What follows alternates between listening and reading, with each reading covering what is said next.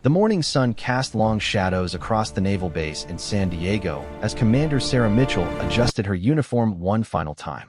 Today was different from any other day in her 20-year military career. Today, she would walk into a room filled with the most elite warriors the United States Navy had ever produced, and she would do something that had never been done before. Sarah had always been different. Growing up in a small town in Ohio, she was the girl who climbed the tallest trees, who wasn't afraid to speak up when something was wrong, and who dreamed of serving her country when other girls her age were thinking about prom dresses. Her father, a Vietnam veteran, had taught her that courage wasn't the absence of fear, but the ability to move forward despite it. The path to this moment had been anything but easy. When Sarah first enlisted in the Navy at 18, women were not allowed in combat roles. The military was a different world then, one where female officers faced constant scrutiny and had to prove themselves twice as hard as their male counterparts. Every assignment was a test, every mission an opportunity to either advance or be pushed aside. Sarah's first assignment was as a communications officer aboard the USS Hartford, a fast attack submarine. She was one of only 3 women on a crew of 130 men. The submarine's cramped quarters and intense operational tempo created an environment where weakness was quickly exposed and exploited. Sarah learned early that respect was earned through competence, not given through rank or regulation. During her second year aboard the Hartford, the submarine was deployed to the Persian Gulf during a period of heightened tensions. It was here that Sarah first encountered the world of special operations. A team of Navy SEALs was brought aboard for a classified mission, and Sarah was assigned as their communications liaison. She watched these elite warriors with fascination, noting their quiet confidence, their attention to detail, and their unwavering commitment to their mission and each other. The SEAL team leader, Lieutenant Commander Jake Rodriguez, was unlike anyone Sarah had ever met. He was calm under pressure, decisive in action, and possessed an almost supernatural ability to assess situations and people. During the 3-week mission, Jake observed Sarah's work closely. He noticed how she anticipated communication needs before they arose, how she maintained her composure during emergency drills, and how she earned the respect of the submarine crew through her professional competence. One evening, as the submarine traveled silently through the dark waters of the Gulf, Jake approached Sarah during her off-duty hours. "Mitchell," he said quietly, "have you ever thought about special operations?" Sarah was surprised by the question. Women weren't allowed in the SEALs, and everyone knew it. "Sir, I don't understand," she replied. Jake smiled slightly. "Things are changing in the military, slowly but surely. The wars we're fighting now require different skills, different approaches. Someday, the barriers will come down. When they do, the Navy will need officers who are ready." Jake's words planted a seed in Sarah's mind that would grow over the years. She began to study special operations tactics and procedures in her spare time. She volunteered for additional training whenever possible. She pushed herself physically and mentally, always preparing for opportunities that didn't yet exist. After her submarine tour, Sarah was assigned to the Naval Special Warfare Command as a staff officer. This position gave her unprecedented insight into how SEAL operations were planned and executed. She worked closely with some of the most experienced operators in the community, learning their methods and earning their respect through her intelligence, dedication, and discretion. It was during this assignment that Sarah met Captain Robert Hayes, a former SEAL who had transitioned to a command role.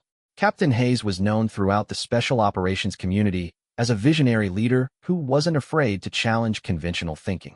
He recognized Sarah's potential immediately and became her mentor, guiding her career and preparing her for the changes he saw coming in the military. "The future of warfare isn't just about physical strength," Captain Hayes told Sarah during one of their many conversations. "It's about intelligence, adaptability, and the ability to build relationships with local populations. Women bring capabilities to special operations that we've been ignoring for too long." Under Captain Hayes' guidance, Sarah continued to excel in her assignments. She completed advanced leadership courses, language training, and specialized programs that few officers outside the special operations community were allowed to attend. She deployed to Afghanistan and Iraq in support roles, where she gained first-hand experience in combat operations and counterinsurgency tactics. During her deployment to Afghanistan, Sarah was assigned to a forward operating base where she worked with both special operations forces and conventional units. It was here that she first encountered the cultural challenges that would later become central to her mission. The local Afghan women were reluctant to interact with male soldiers, creating intelligence gaps that hindered operations. Sarah quickly recognized the opportunity and volunteered to serve as a liaison with the local female population. Working with Afghan women was both challenging and rewarding.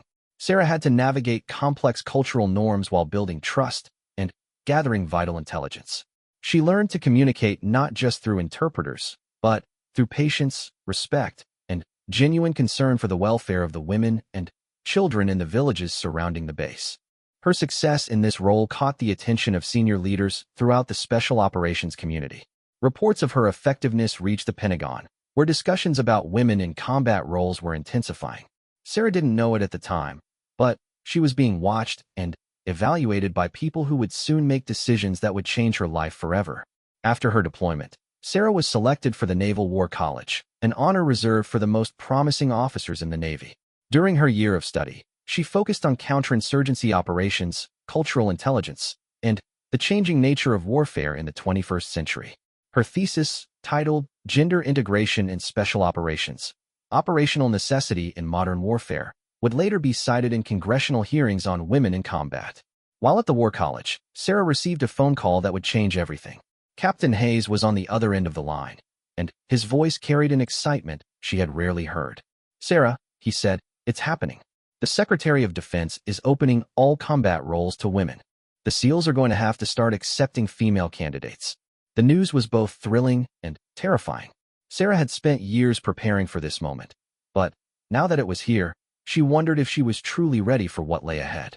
The SEAL training pipeline was notoriously difficult, with failure rates exceeding 80% even for the most physically and mentally prepared male candidates.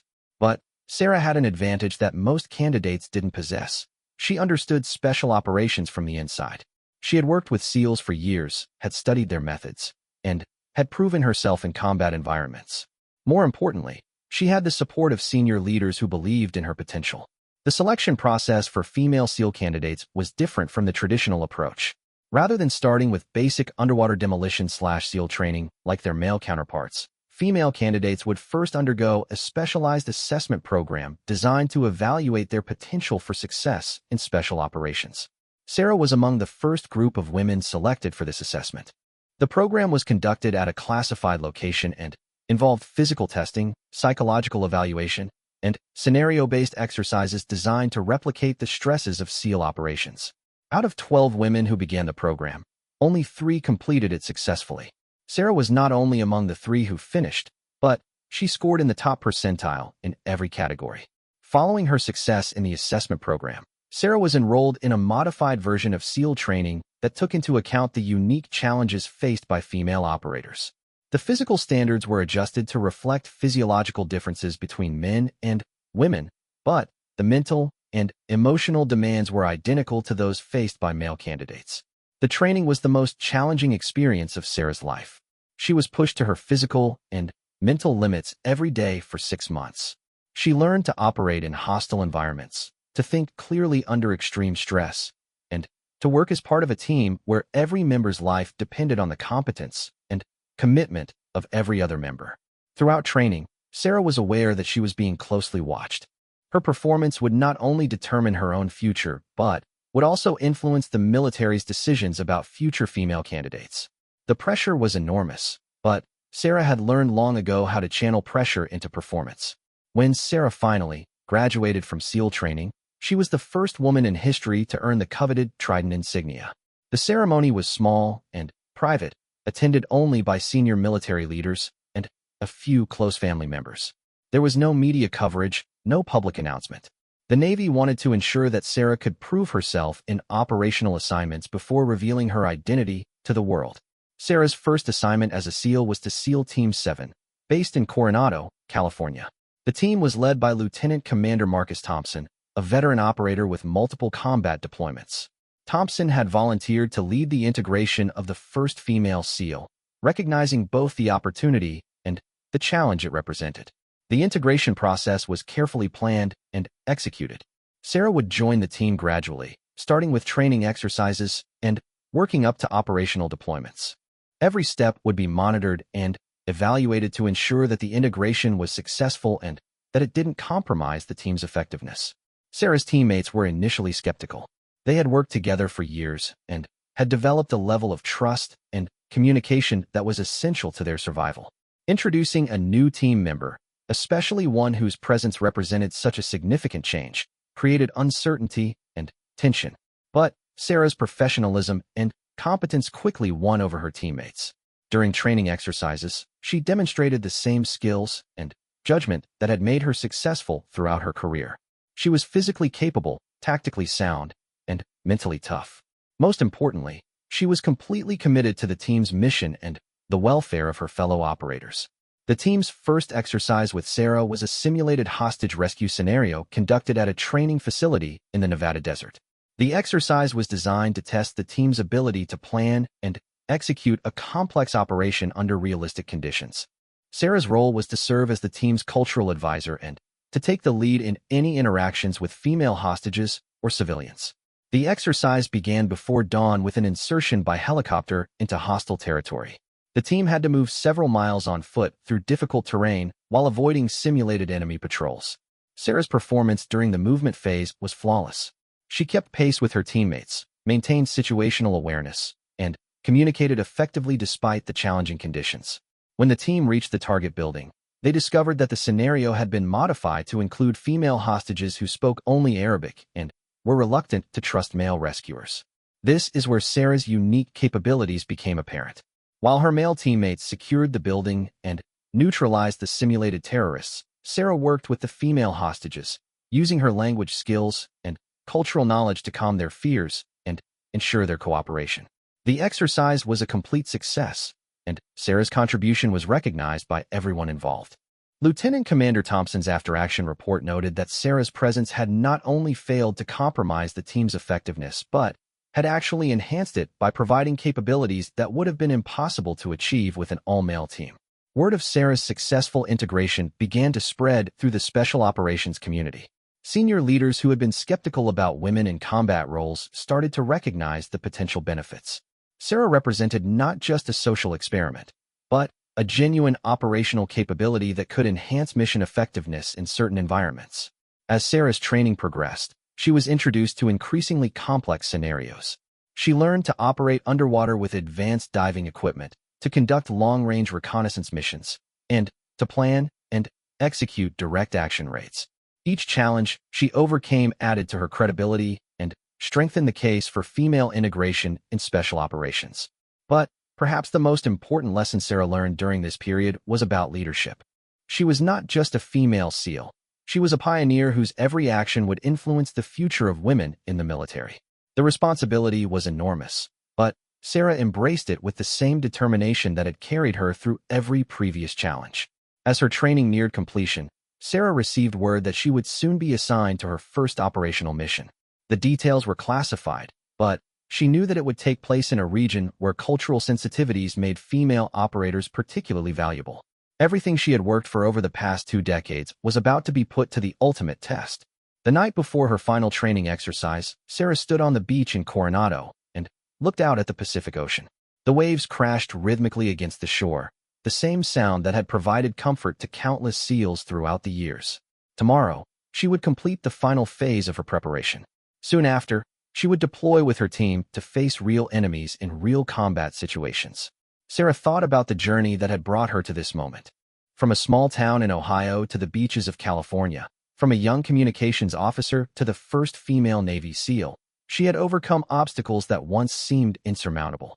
But she knew that her greatest challenges still lay ahead.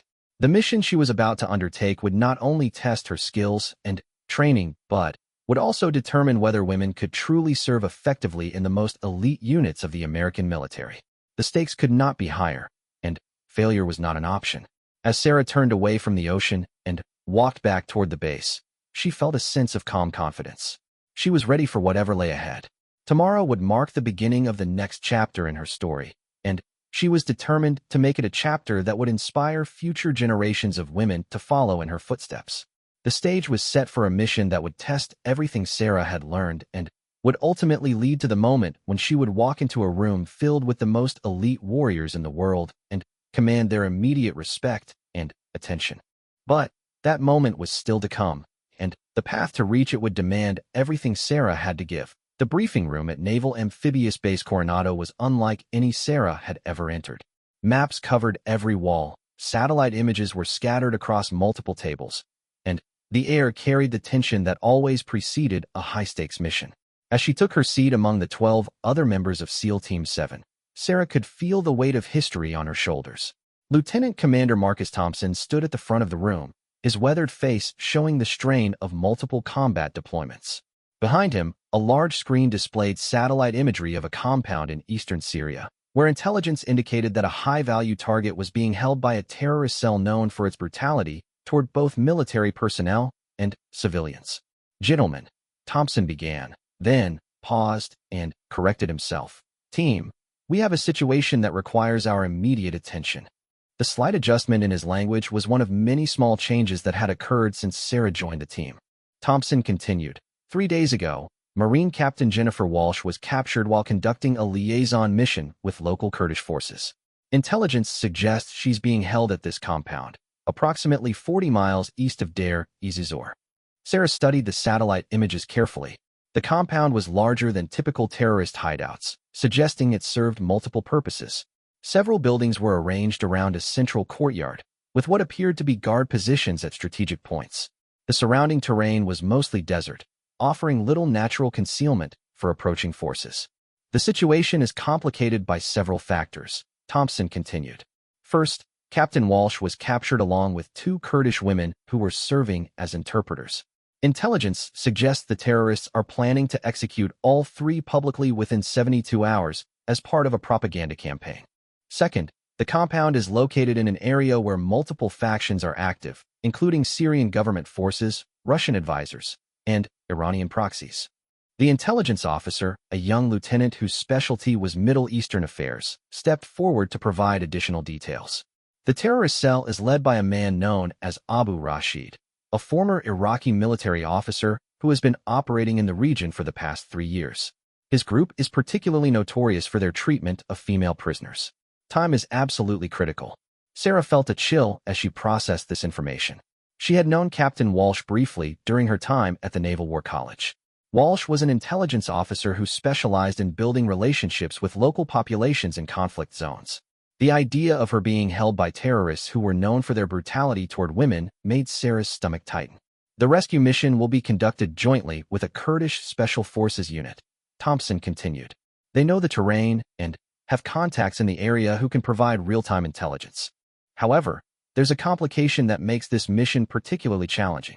Thompson clicked a button, and the screen changed to show aerial footage of the compound taken during the previous day. Sarah could see figures moving between buildings, but what caught her attention were the women and children visible in the courtyard. The terrorists are using the compound as a temporary holding facility for displaced civilians. Our intelligence suggests there are at least 20 women and children being held there, separate from the military prisoners. The implications of this information were immediately clear to everyone in the room. A traditional direct action raid would put innocent lives at risk, particularly if the terrorists decided to use the civilians as human shields. The mission would require a more nuanced approach, one that could distinguish between combatants and non-combatants in a chaotic environment. "This is where our team's unique capabilities become essential," Thompson said, looking directly at Sarah. "The presence of female civilians, combined with the cultural sensitivities of the region, means we need someone who can communicate with and potentially lead the civilian population to safety while the rest of the team deals with the combatants." Sarah understood immediately. This was the moment she had been preparing for throughout her entire career. Everything she had learned about special operations, cultural awareness, and combat leadership would be put to the test in a real-world scenario where lives hung in the balance. The planning phase of the mission lasted 18 hours. Every detail was examined and re-examined, from the insertion method to the extraction route. Sarah worked closely with the Kurdish liaison officer, a woman named Rajan who had been fighting alongside Special Operations Forces for over 5 years. Rajan provided crucial insights into the local culture and the likely behavior of the civilian population during a rescue operation. "The women will be terrified," Rajan explained during one of their planning sessions. "They have probably been told that American soldiers will harm them or their children. You will need to establish trust very quickly, and you'll need to do it in a way that demonstrates both strength and compassion. Sarah appreciated Rajan's directness. The Kurdish fighter had seen more combat than most American soldiers, and her experience in dealing with civilian populations in war zones was invaluable. Together, they developed a communication strategy that would allow Sarah to quickly identify herself as a rescuer rather than another threat. The tactical plan was complex but elegant. The team would insert by helicopter at night, approximately 5 miles from the target compound. They would then move overland using night vision equipment and stealth techniques to avoid detection. Once in position around the compound, they would wait for dawn, when intelligence suggested the guard force would be at its smallest. The assault would begin with the elimination of exterior guards by sniper fire, followed by simultaneous breaches of multiple buildings.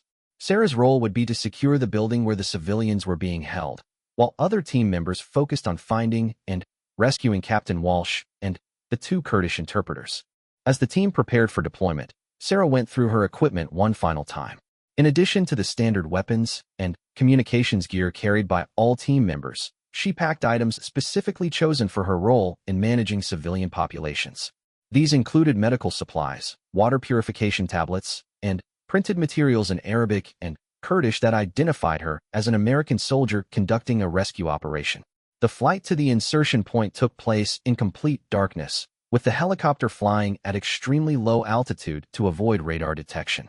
Sarah sat quietly among her teammates, mentally rehearsing the mission plan and considering the various contingencies they had discussed.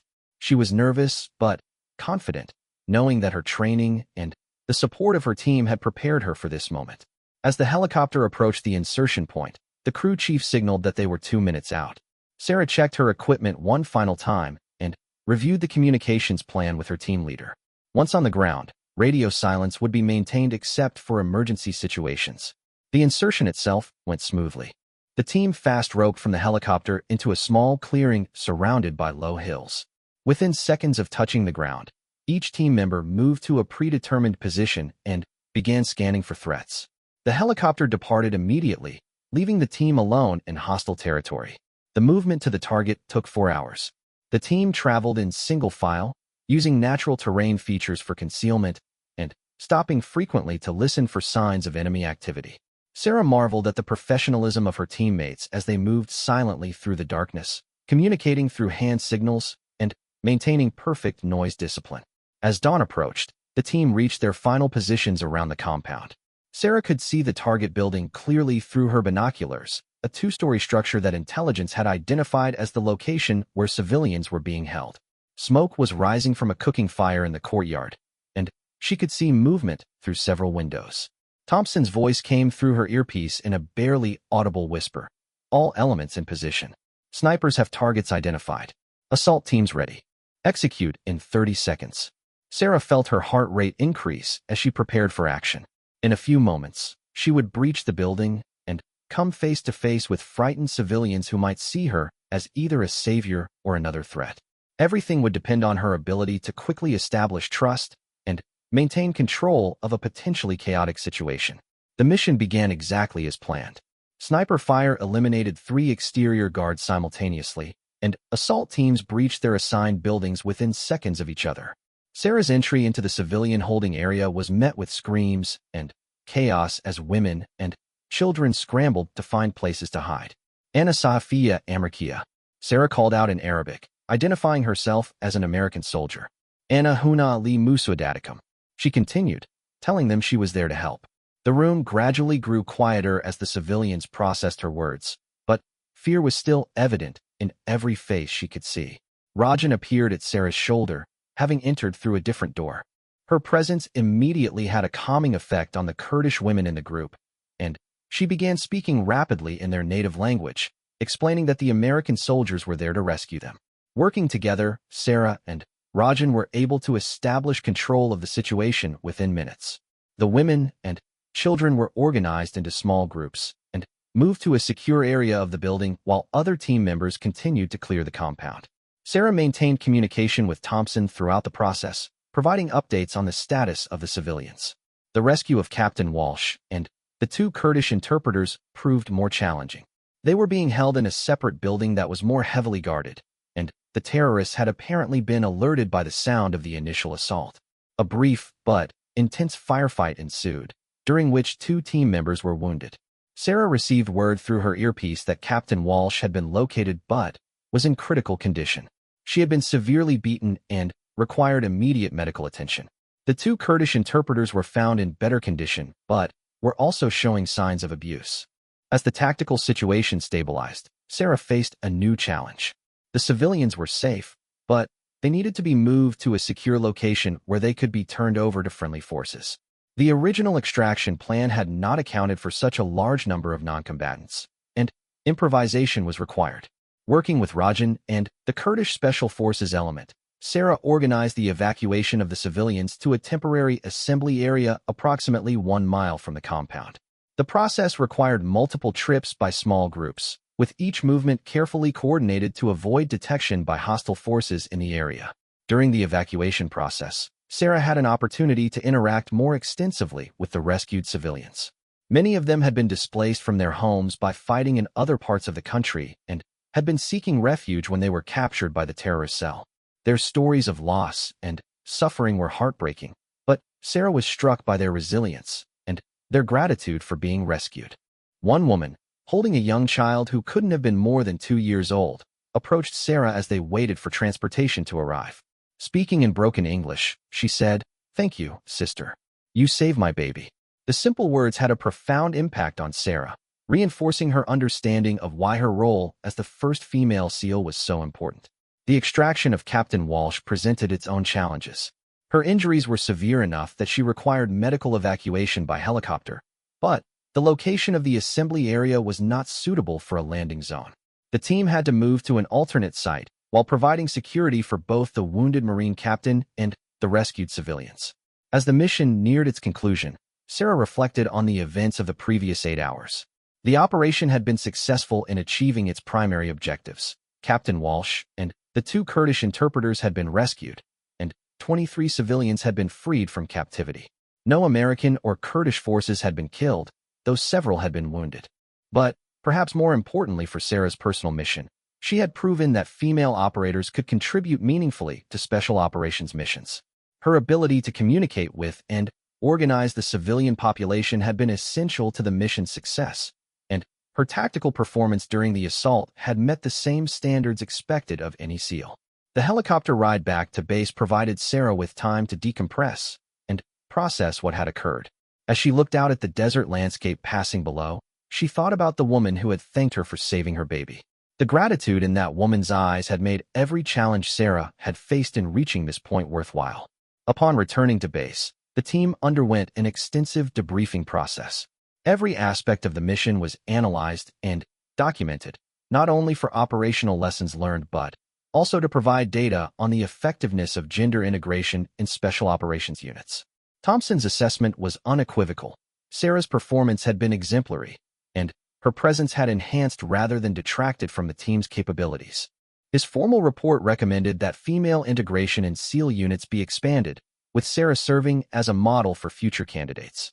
But Sarah knew that one successful mission, however significant, was not enough to permanently establish the role of women in special operations. She would need to continue proving herself with each subsequent assignment, building a track record of success that could not be questioned or dismissed. The success of the Syria mission led to Sarah's selection for increasingly challenging assignments. She deployed with different SEAL teams to various locations around the world, always serving in situations where her unique capabilities were particularly valuable. With each mission, her reputation grew, and her influence within the special operations community expanded. Word of Sarah's success began to reach the highest levels of the military hierarchy.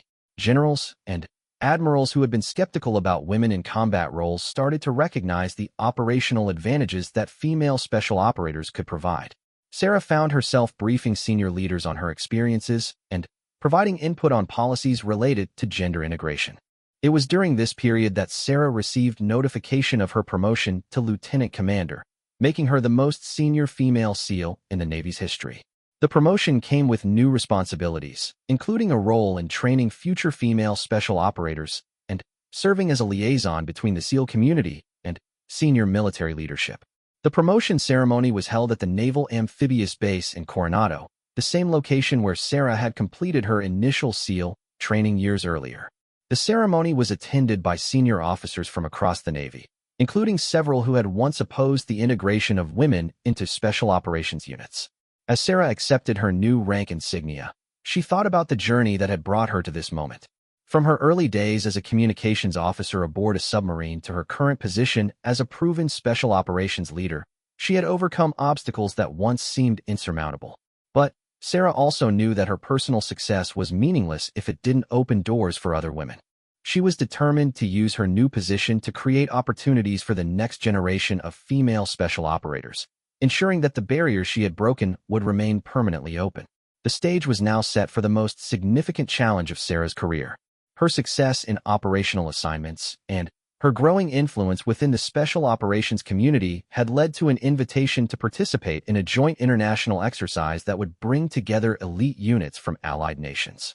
This exercise would provide Sarah with an opportunity to demonstrate her capabilities on an international stage, potentially influencing policies regarding women in special operations units throughout the NATO alliance. The implications of her performance would extend far beyond her own career or even the U.S. military. As Sarah prepared for this new challenge, she reflected on how much had changed since she first walked onto a naval base as a young ensign. The military was slowly but steadily becoming more inclusive, and women were proving themselves capable in roles that had once been considered impossible for them to fill. The upcoming exercise would be another test, another opportunity to prove that merit rather than gender should determine who could serve in the military's most elite units. Sarah was ready for the challenge, confident in her abilities, and committed to continuing the work of breaking barriers for future generations of women in uniform. The invitation arrived on a Tuesday morning in September, delivered by a courier who required Sarah's personal signature before handing over the classified envelope. Inside was a request that would change the trajectory of her career and potentially influence military policies around the world. Exercise Neptune's Trident, a multinational special operations training event, was scheduled for the following spring in Norway, and Sarah had been personally selected to represent the United States Navy SEALs. Exercise Neptune's Trident was legendary within the special operations community. Held every 4 years, it brought together the most elite military units from NATO countries and select allies for 3 weeks of intensive training and evaluation. The exercise was designed to test interoperability between different special operations forces and to share advanced tactics and techniques. More importantly, it served as an unofficial competition where national pride was on the line. What made Sarah's selection particularly significant was that she would be the first woman ever to participate in Neptune's Trident. Her performance would be scrutinized not only by American commanders, but by military leaders from around the world. The implications extended far beyond her personal career. The exercise would effectively serve as a referendum on the viability of women in special operations units. The preparation for Neptune's Trident began immediately. Sarah was temporarily assigned to a special training unit at the Naval Special Warfare Command, where she would spend 6 months preparing for the exercise alongside 11 other SEALs who had been selected to represent the United States. The training regimen was unlike anything Sarah had experienced, designed to push elite operators to their absolute limits. The commanding officer of the training unit was Captain Robert Hayes, the same officer who had served as Sarah's mentor years earlier. Hayes had volunteered for this assignment specifically because he believed in Sarah's potential and wanted to ensure she received the best possible preparation for what lay ahead. "This exercise will be the most challenging thing you've ever done," Hayes told Sarah during their first meeting. "You'll be competing against operators from the British SAS, German KSK, French GIGN, and a dozen other elite units. They're going to be watching you closely, looking for any sign of weakness or failure. You can't just perform well. You have to exceed every expectation they have." The training began with a comprehensive physical conditioning program that pushed Sarah's endurance to new levels. She ran miles through the California hills carrying weighted packs, practiced advanced climbing techniques on artificial rock faces, and spent hours in cold water training to prepare for the harsh Norwegian environment she would encounter. But the physical preparation was only part of the equation. The exercise would include complex scenario-based training events that required advanced tactical skills, leadership abilities, and the capacity to work effectively with unfamiliar units under extreme stress. Sarah spent countless hours studying the tactics and procedures of foreign special operations units, learning how different militaries approach similar problems. One of the most challenging aspects of the preparation was language training. While English was the official language of the exercise, many of the scenarios would require interaction with local populations who spoke only Norwegian or other Scandinavian languages. Sarah was required to achieve conversational proficiency in Norwegian and basic communication skills in Danish and Swedish. The cultural preparation was equally important. Each participating nation had different military traditions, command structures, and operational philosophies. Sarah needed to understand these differences and learn how to work effectively within a multinational framework. She studied the histories of the participating units, their notable operations, and the personalities of key leaders she would encounter. As the training progressed, Sarah was introduced to her teammates for the exercise. The American contingent included some of the most experienced and capable SEALs in the Navy, men who had proven themselves in combat operations around the world. Initially, some team members were concerned about how Sarah's presence might affect their performance, but these concerns quickly disappeared as they observed her capabilities during training exercises. One team member who became particularly important to Sarah's success was Master Chief Petty Officer David Chun, a veteran of multiple combat deployments who served as the team's senior enlisted advisor. Chun had initially been skeptical about women in special operations, but his attitude changed as he watched Sarah perform during training. "I've worked with a lot of operators over the years," Chun told Sarah after a particularly challenging training exercise. "Most of them are good at some things and weak in others. You're strong across the board. The team is lucky to have you." The training culminated in a series of comprehensive exercises designed to replicate the challenges they would face in Norway. These included long-range reconnaissance missions, direct action raids, hostage rescue scenarios, and complex multi-unit operations. Sarah's performance in these exercises was consistently outstanding, earning the respect of her teammates and the confidence of the training cadre. 3 weeks before departure for Norway, Sarah received unexpected visitors at the training facility. A delegation of senior military officers, including representatives from the Joint Chiefs of Staff, had come to observe her training and assess her readiness for the exercise. The visit was both an honor and additional pressure, as Sarah knew these officers would play a role in determining the future of women in special operations. The delegation observed Sarah during a complex urban warfare exercise that required her team to clear a multi-building compound while minimizing civilian casualties. The scenario was designed to test tactical skills, decision-making under pressure, and leadership capabilities. Sarah's performance was flawless, and she demonstrated particular expertise in managing interactions with civilian role players. Following the exercise, Sarah was asked to brief the visiting officers on her experiences as the first female SEAL and her preparation for Neptune's Trident. She spoke candidly about the challenges she had faced, the support she had received from her teammates and commanders, and her confidence in her ability to represent the United States effectively in Norway. "The question isn't whether I'm ready," Sarah told the assembled officers. "The question is whether we as an organization are ready to fully embrace the capabilities that women bring to special operations. I'm confident that the answer is yes, and I intend to prove it in Norway." The delegation's report was overwhelmingly positive, but it also emphasized the high stakes involved in Sarah's participation in Neptune's Trident. Success could accelerate the integration of women into special operations units around the world, while failure could set back progress for years or even decades. The flight to Norway took 14 hours, including a refueling stop in Iceland. During the journey, Sarah reviewed her preparation one final time and mentally rehearsed the various scenarios she might encounter. She also took time to study intelligence reports on the other participating units, looking for insights that might give her team an advantage in the upcoming competition. Upon arrival at the exercise location, a remote training facility north of Tromsø, Sarah was immediately struck by the harsh beauty of the Arctic environment. Snow covered the ground despite the late spring timing, and the temperature was well below freezing. The facility itself was Spartan but functional, designed to support intensive military training rather than comfort. The opening ceremony for Neptune's Trident was both formal and intimidating.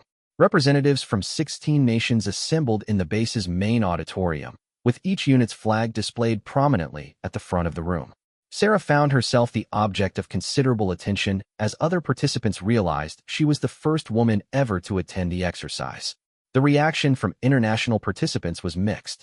Some officers seemed genuinely curious about her presence, and eager to learn about the American approach to gender integration. Others appeared skeptical or even hostile, viewing her participation as a political gesture rather than a reflection of operational capability. The British SAS contingent was led by Major James Crawford, a veteran operator with an intimidating reputation and traditional views about military roles. During the initial meet and greet reception, Crawford approached Sarah with what appeared to be barely concealed skepticism. "So you're the American experiment," Crawford said without any attempt at diplomatic courtesy. "I'm curious to see how this plays out. Special operations isn't a place for social engineering." Sarah's response was calm, but firm. "Major Crawford, I'm here because I've earned my place through performance, not politics. I look forward to demonstrating what American SEALs are capable of, regardless of gender." The exchange was observed by several other officers, and Sarah realized that Crawford's challenge was likely a test to see how she would respond to direct confrontation. Her confident response seemed to earn respect from some observers, though Crawford himself remained visibly unconvinced. The exercise officially began the following morning with a comprehensive briefing on the training scenarios that would unfold over the next 3 weeks. The format was complex, involving both individual unit exercises and joint multinational operations. Points would be awarded based on mission success, tactical innovation, leadership effectiveness, and overall professional competence. The first major event was a long-range reconnaissance mission in which small teams from different nations were required to penetrate simulated enemy territory and gather intelligence without being detected. Sarah was assigned to lead a mixed team that included operators from Germany, France, and Denmark, requiring her to coordinate with individuals she had never worked with before. The mission began with a helicopter insertion into mountainous terrain during a snowstorm that reduced visibility to near zero. Sarah's team had to navigate several miles through difficult terrain while avoiding detection by opposing forces equipped with thermal imaging and other advanced sensors. The physical demands were enormous, made worse by the extreme cold and challenging terrain. Sarah's leadership during this mission demonstrated her ability to work effectively in a multinational environment. She quickly established rapport with her international teammates, adapting her communication style to account for language differences and varying levels of English proficiency. When the French operator became separated from the team during the movement, Sarah made the difficult decision to halt the mission temporarily while they located and recovered him, a choice that potentially compromised their timeline, but ensured the safety of all team members. The team successfully completed their reconnaissance mission, gathering the required intelligence and reaching their extraction point within the allocated time window. Their performance was rated among the top 3 teams out of 16, an impressive result that began to establish Sarah's credibility within the international special operations community. The second major event was a direct action raid that required multiple teams to coordinate in taking down a simulated terrorist compound. Sarah found herself working alongside the British SAS team, led by Major Crawford, providing an opportunity to demonstrate her capabilities to one of her most vocal skeptics. The mission planning phase revealed significant differences in how various nations approached similar tactical problems. The British favored a methodical, deliberate approach, while the Americans typically preferred speed and overwhelming force. Sarah had to navigate these different philosophies while contributing to a unified plan that could succeed. During the mission execution, Sarah's team was responsible for securing a portion of the compound that intelligence indicated contained civilian hostages.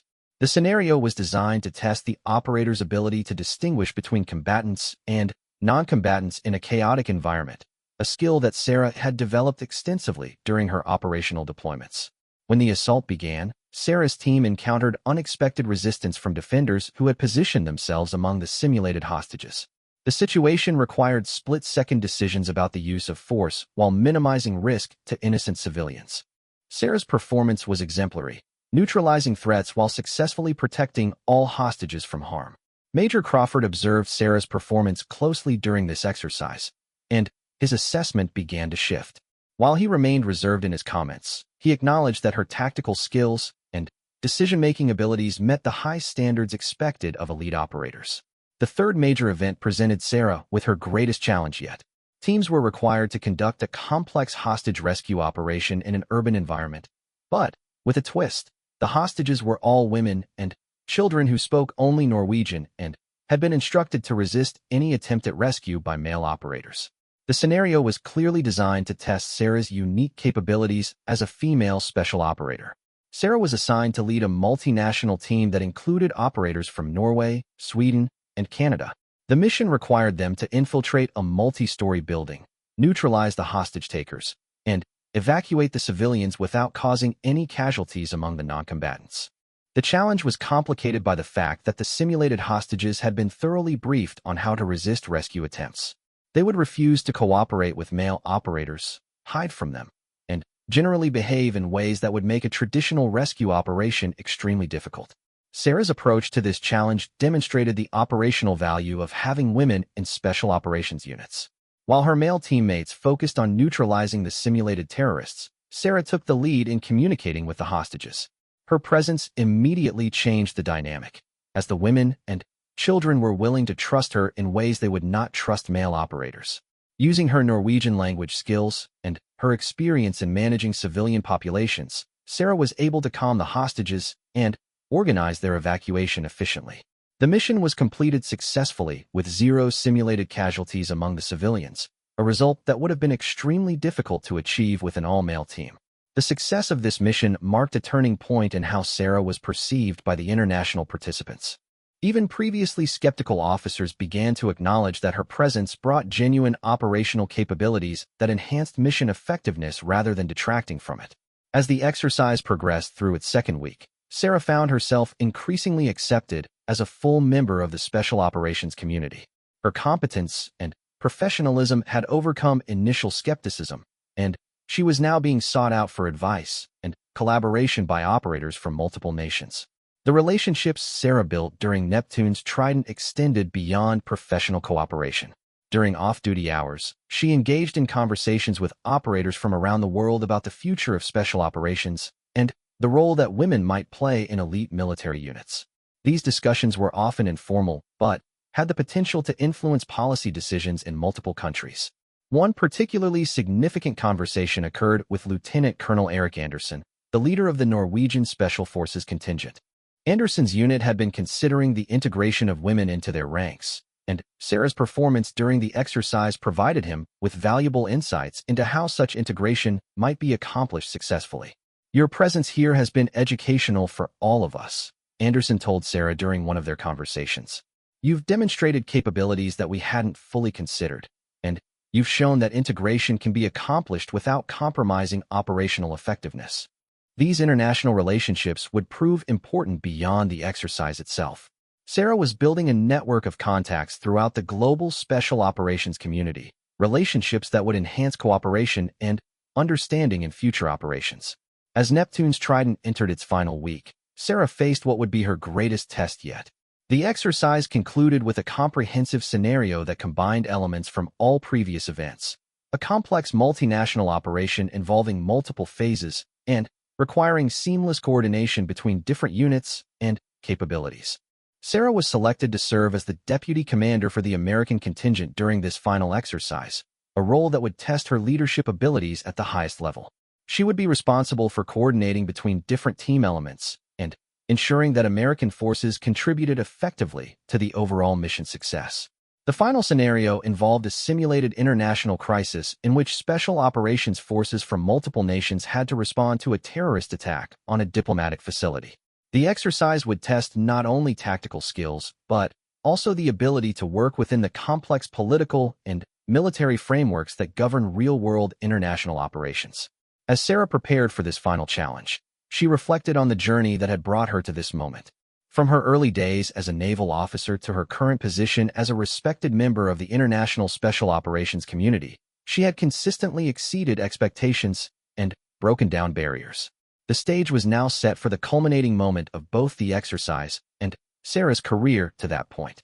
Her performance in the final scenario would not only determine her personal success in Neptune's Trident, but would also influence the future of women in special operations units around the world.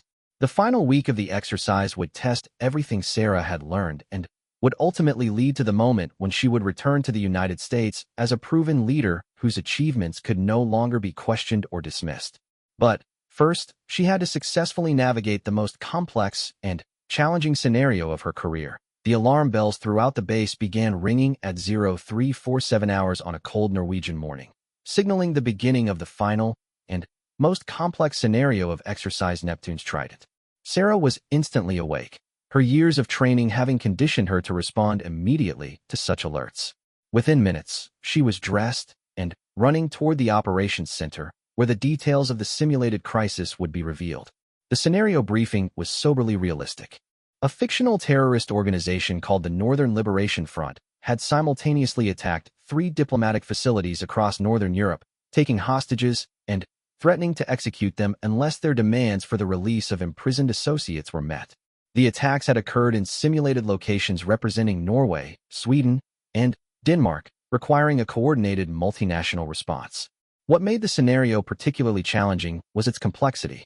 Each attack site presented different tactical problems. The hostage situations involved civilians from multiple countries, and the terrorist organization had demonstrated sophisticated planning and equipment. Most importantly, the exercise designers had incorporated realistic political constraints that would limit the options available to the responding forces. Sarah found herself assigned as the Deputy Operations Officer for the Joint Task Force that would coordinate the response to all 3 attacks. This role placed her at the center of the planning process and gave her significant influence over how the operation would unfold. It also meant that her performance would be closely observed by senior officers from all participating nations. The Joint Task Force was commanded by British Brigadier General William Sterling, a veteran special operations officer with extensive experience in multinational operations. Sterling had requested Sarah specifically for the deputy role, having been impressed by her performance during the earlier phases of the exercise. "Commander Mitchell," Sterling said during their first planning meeting, "this scenario will test our ability to coordinate complex operations across national boundaries while managing multiple competing priorities. Your experience in both tactical operations and multinational cooperation will be essential to our success." The initial intelligence picture was deliberately incomplete, forcing the task force to make decisions based on limited information while continuing to gather additional details. This reflected the reality of actual crisis situations, where commanders rarely have perfect information and must balance the need for action with the requirement for careful planning. Sarah's first major contribution came during the target analysis phase. Using her experience in cultural intelligence and civilian population management, she identified patterns in the terrorist attacks that others had missed. The 3 target sites had been chosen not just for their diplomatic significance, but also because they were located in areas with large refugee populations that the terrorists could exploit for propaganda purposes. The terrorists aren't just trying to achieve their stated political objectives, Sarah explained to the planning team. They're also trying to provoke an overreaction that they can use to radicalize the local populations. Our response has to be precise enough to resolve the hostage situations without causing collateral damage that feeds their narrative. This insight led to a significant modification in the planned response. Rather than conducting simultaneous raids on all 3 locations, the task force decided to sequence the operations in a way that would minimize the opportunity for the terrorists to exploit any tactical mistakes. The first target would be the Norwegian facility, where intelligence suggested the hostage situation was most precarious. Sarah was assigned to lead the team that would coordinate with local authorities and manage the civilian population around the target area. This role would require her to work directly with Norwegian police and military units while ensuring that the Special Operations Forces could operate effectively. The planning phase lasted 18 hours, with teams working around the clock to develop detailed operational plans for each target site. Sarah found herself at the center of multiple planning efforts, contributing her expertise in cultural affairs, civilian population management, and special operations tactics.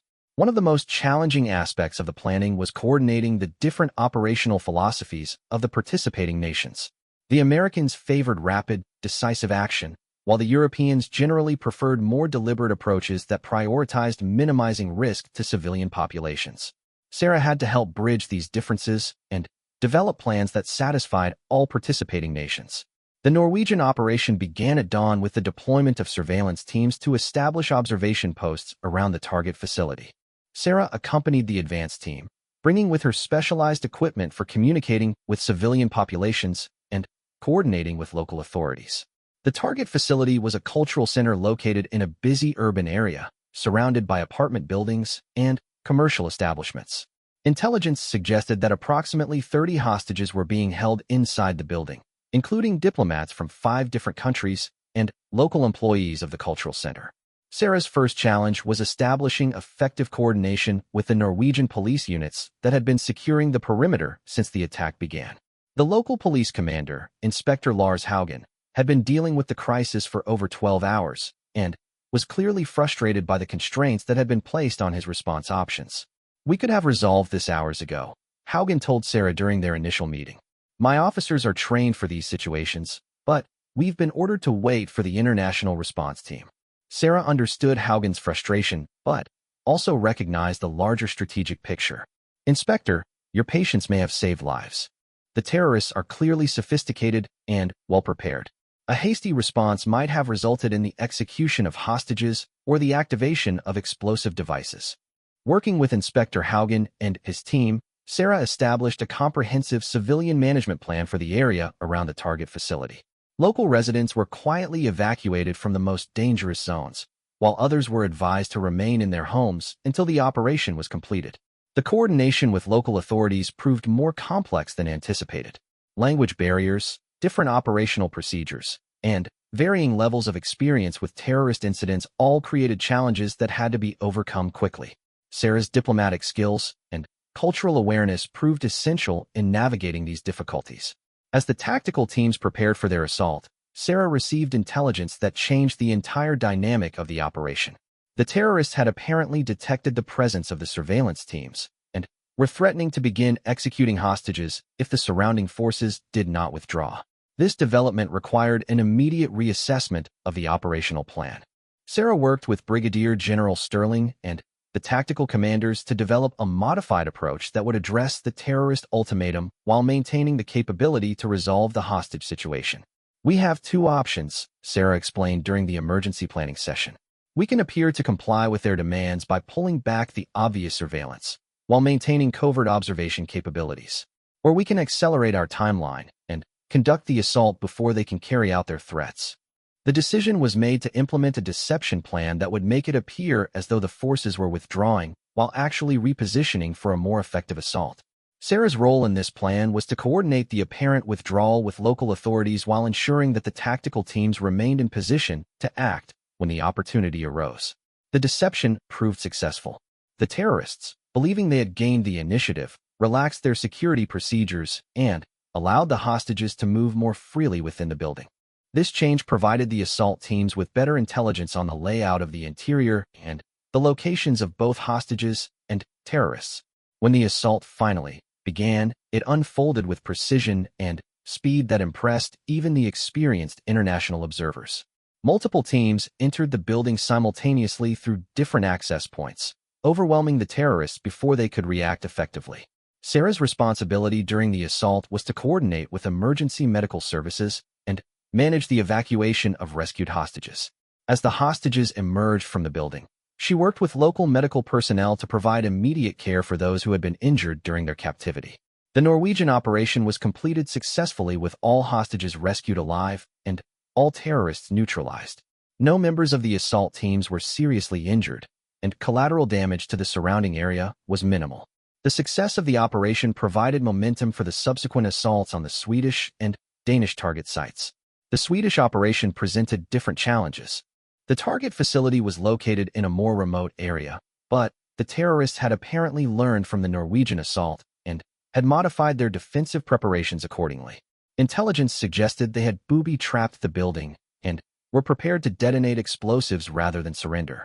Sarah was assigned to the advanced planning team for the Swedish operation, working with operators from multiple nations to develop tactics that would overcome the enhanced terrorist preparations. Her experience with explosive ordnance and facility clearing proved valuable in identifying potential solutions to the tactical challenges. The key insight that emerged from the planning process was that the terrorists' enhanced preparations also created vulnerabilities that could be exploited. Their focus on defending against a conventional assault had left them vulnerable to alternative approaches that the multinational task force could implement. Working with explosive ordnance disposal specialists from several nations, Sarah helped develop a plan that would neutralize the terrorist booby traps while simultaneously creating confusion that would allow the assault teams to gain entry without triggering the defensive explosives. The Swedish operation was more complex than the Norwegian assault, but equally successful. The innovative tactics developed by the multinational planning team allowed the assault teams to overcome the terrorist defenses and rescue all hostages without casualties. Sarah's contributions to the planning were specifically cited by the Swedish commander as essential to the operation's success. The final operation at the Danish target site presented the most difficult challenge of the entire exercise. The terrorists at this location had apparently been in communication with their associates at the other sites, and were aware that their fellow terrorists had been defeated. They were now in a desperate situation and had threatened to kill all hostages rather than surrender. Sarah was assigned to lead the negotiation team that would attempt to resolve the situation without the need for an assault. This role required her to draw upon her psychological training and her experience in dealing with desperate and unpredictable adversaries. The negotiation process was conducted through interpreters, as the terrorist leader spoke only Danish and refused to communicate in English.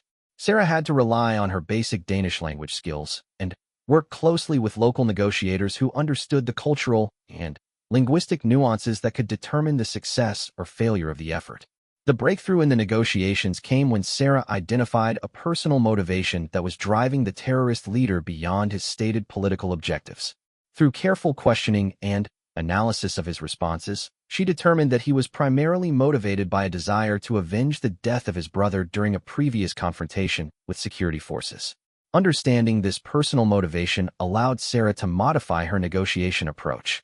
Rather than focusing solely on the political aspects of the situation, she began addressing the terrorist's emotional needs and his desire for recognition of his brother's death. The negotiation process lasted 6 hours, during which Sarah maintained continuous dialogue with the terrorist leader while tactical teams remained prepared to assault the facility if the negotiations failed. The emotional intensity of the situation was enormous, as the lives of 12 hostages depended on Sarah's ability to find a peaceful resolution. The breakthrough came when Sarah convinced the terrorist leader that surrendering would actually honor his brother's memory more effectively than dying in a futile firefight. She argued that his survival would allow him to tell his brother's story and potentially achieve meaningful change through legal and political processes. The terrorist's surrender marked the successful completion of the most complex scenario ever attempted during Exercise Neptune's Trident. All 3 simulated attacks had been resolved with minimal casualties, demonstrating the effectiveness of multinational cooperation and innovative tactical approaches. The debriefing process that followed the conclusion of the scenario lasted 2 full days. Every aspect of the operations was analyzed in detail, with particular attention paid to the coordination challenges and the innovative solutions that had been developed by the multinational teams. Sarah's performance throughout the final scenario was universally praised by commanders from all participating nations. Her contributions to planning, tactical execution, and crisis resolution had been essential to the overall success of the operations. More importantly, her effectiveness had been demonstrated in front of the most elite military officers in the world. Brigadier General Sterling's assessment was particularly significant. Commander Mitchell's performance during this exercise has been exceptional, he reported. She has demonstrated capabilities that enhance rather than detract from special operations effectiveness, and she has proven that gender integration can be accomplished successfully without compromising operational standards. The impact of Sarah's performance extended beyond the immediate exercise. Senior officers from multiple NATO countries began discussing how they might implement similar gender integration programs within their own special operations units. Sarah found herself being consulted by military leaders who were considering significant policy changes based on what they had observed. Major Crawford, who had been initially skeptical about Sarah's presence at the exercise, offered perhaps the most meaningful assessment. "I was wrong about the value of women in special operations," he admitted during the final debriefing session. Commander Mitchell has proven that capability, not gender, should determine who serves in these units. The conclusion of Exercise Neptune's Trident marked a turning point not only in Sarah's career, but in the broader conversation about women in special operations. The success of her participation had provided concrete evidence that female operators could contribute meaningfully to the most challenging and complex military operations. As the international participants prepared to return to their home countries, many of them carried with them new perspectives on gender integration and plans to advocate for policy changes within their own militaries. Sarah had not only succeeded personally but had influenced military thinking on a global scale. The flight back to the United States provided Sarah with time to reflect on the significance of what had been accomplished. The 3 weeks in Norway had validated years of preparation and had established her credibility within the international special operations community. More importantly, the exercise had demonstrated that the integration of women into special operations units was not only possible, but advantageous. Upon returning to Naval Amphibious Base Coronado, Sarah was greeted by a delegation of senior Navy officers who had been following the exercise closely. The reports they had received from Norway were overwhelmingly positive, and they were eager to discuss the implications for future policy decisions. The success of Sarah's participation in Exercise Neptune's Trident had created new opportunities and new responsibilities. She was now recognized as a proven leader whose expertise could help shape the future of special operations, not just within the U.S. Navy but throughout the international military community. The stage was set for the final phase of Sarah's journey, where her accumulated experience and proven capabilities would position her for the ultimate test of leadership and the moment that would define her legacy within the special operations community. The path from that small town in Ohio to international recognition as an elite military operator had been long and challenging, but Sarah had traveled it successfully, opening doors for future generations of women in the process.